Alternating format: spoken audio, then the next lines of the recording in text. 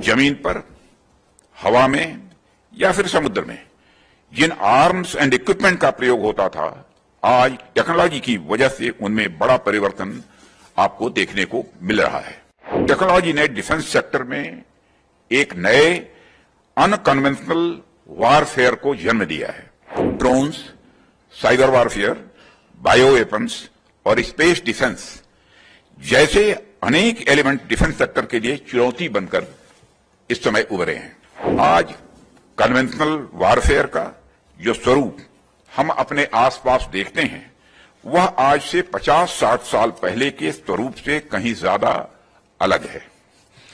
जमीन पर, हवा में या फिर समुद्र में जिन आर्म्स एंड इक्विपमेंट का प्रयोग होता था, आज टेक्नोलॉजी की वजह से उनमें बड़ा परिवर्तन आपको देखने को मिल रहा है। लेकिन साथियों, डिफेंस सेक्टर पर टेक्नोलॉजी का प्रभाव सिर्फ कन्वेंशनल वारफेयर तक ही सीमित नहीं रहा, बल्कि टेक्नोलॉजी ने डिफेंस सेक्टर में एक नए अनकन्वेंशनल वारफेयर को जन्म दिया है। Drones, cyber warfare, bio weapons और स्पेस डिफेंस जैसे अनेक एलिमेंट डिफेंस सेक्टर के लिए चुनौती बनकर इस समय उभरे हैं। ऐसी स्थिति में एक परिवर्तनकारी दौर में जिस तरह से आप डिफेंस रिसर्च एंड डेवलपमेंट के क्षेत्र में अपने कदम आगे बढ़ा रहे हैं, वह निश्चित रूप से हमारे डिफेंस सेक्टर को और भी ज्यादा सशक्त और मजबूत बनाएगा, ऐसा मेरा विश्वास है। और सबसे बड़ी बात यह है साथियों कि यह काम कोई एक संस्था, कोई एक इंस्टीट्यूशन अकेले नहीं कर रहा है, बल्कि देश के scientist, industrialist, academia, startups, MSME और हमारे यंग एंटरप्रेन्योर्स, ये सभी एक साथ मिलकर इस काम को कर रहे हैं।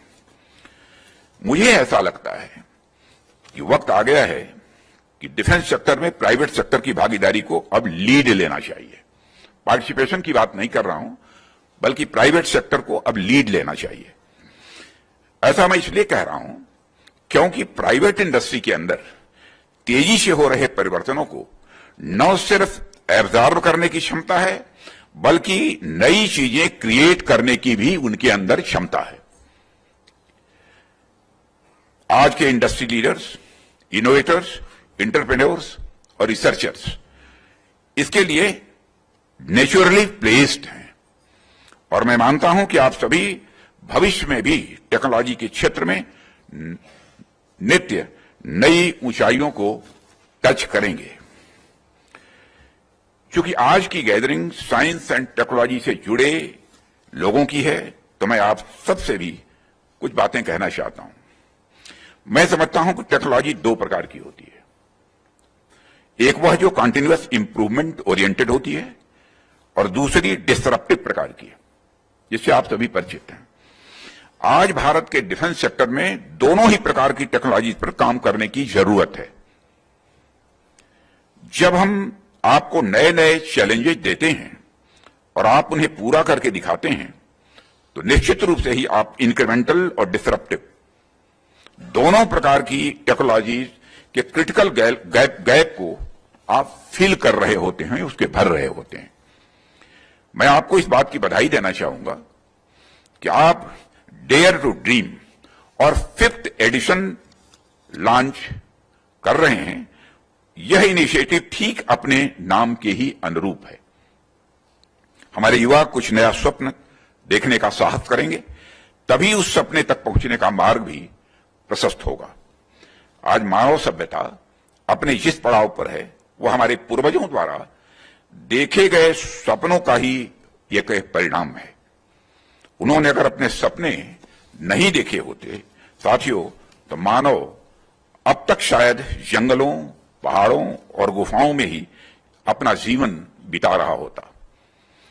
इसलिए अगर उनके सपनों ने हमें यहां तक पहुंचाया है, तो हमारी भी यह जिम्मेदारी बनती है कि इन सपनों के सहारे हम आगे बढ़ें और आने वाली पीढ़ी को और ऊंचे मुकाम तक पहुंचाएं। यह हम सबकी जिम्मेदारी बनती है।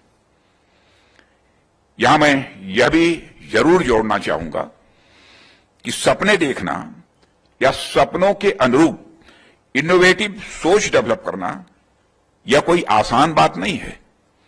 यह हमेशा से यह मुश्किल रहा है।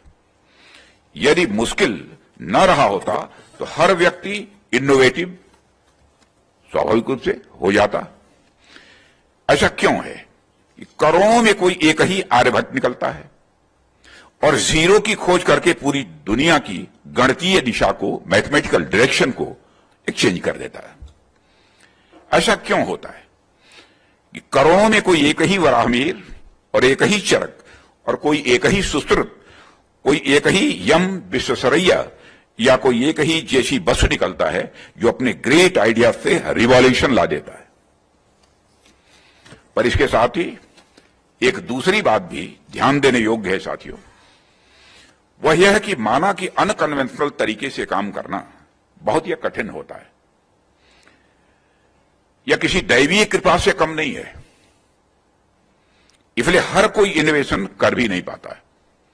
पर जब आप लगातार अपनी मेहनत, अपनी लगन से इसके पीछे पड़े रहते हैं तो बिना रुके, बिना थके इसकी ओर आगे बढ़ते रहते हैं और इनोवेशन आपके लिए केवल दैवीय कृपा नहीं रह जाता है,